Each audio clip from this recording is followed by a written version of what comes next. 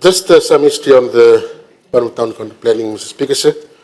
The Town Planning Board was established under Town Planning Act 1946, making it Fiji's first statutory authority on planning matters.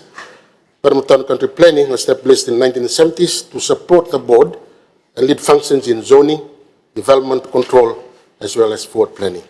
Over time, the department has accumulated 74,477 physical files, including 42,381 building files, 21,698 subdivision files, and 4,289 rezoning files. These files are stored in offices across Suva, Lautoka, and Lambasa. And many of these files date back to the early 1960s and include fragile, large format plans, and even some are now, some have also deteriorated due to aging. And the 13 municipal councils also hold planning records, especially for building permits, rezoning or scheme amendments, subdivisions, and only Suva and Lautoka city councils maintain independent subdivision records, as the only municipalities with gazetted subdivision bylaws and full authority with clearly defined boundaries.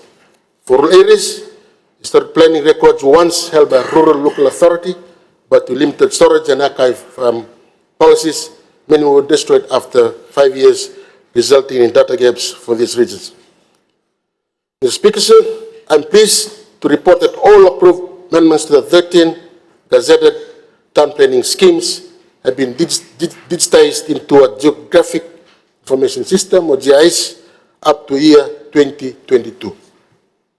These zoning and rezoning layers will be fully updated in the current financial year.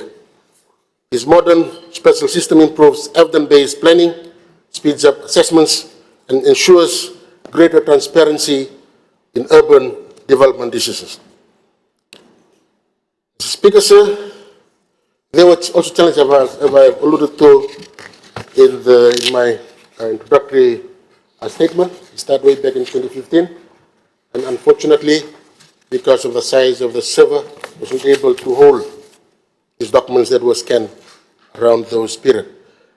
As well as in even 2020, there was some submission done by the department for digital infrastructure. I'm sure, Honourable Member, Honourable Ko is aware that in 2021, there was specific budget proposals which also submitted to safeguard these critical records. However, no funding was approved. Now, since 2024, our coalition government has taken decisive action to fix what was long neglected. Our approach is deliberate, well-resourced, and already producing results. And we have invested $26,400 to procure 4 large-scale format scanners. There are 2 in Suva, 1 in Lautoka, as well as 1 in Lambasa. In the progress so far, Lambasa has digitized 1,003 out of 3,123 files. Suva has commenced daily scanning, and Lautoka will begin full operations this quarter after office refurbishments are completed. We also adopted a reverse chronological approach, prioritizing recent as well as active files first. Because of the nature of the files and also because of numbers that we have now, we're scanning what the files that we are currently receiving. And once it is done, then we continue to also scan the old files that we have in our records. Each file is scanned and renamed with a unique digital ID, indexed under central protocol, and archived securely for future integration into a digital record system. So the idea now is to, once we scan the documents, we're going to ensure that there will be a digital system in the future to record all that we have already scanned now. And the department has also engaged the youth that have already enrolled with the National Employment Center, working as teachers to support this work, to support their training in digitization and techniques while contributing to national development.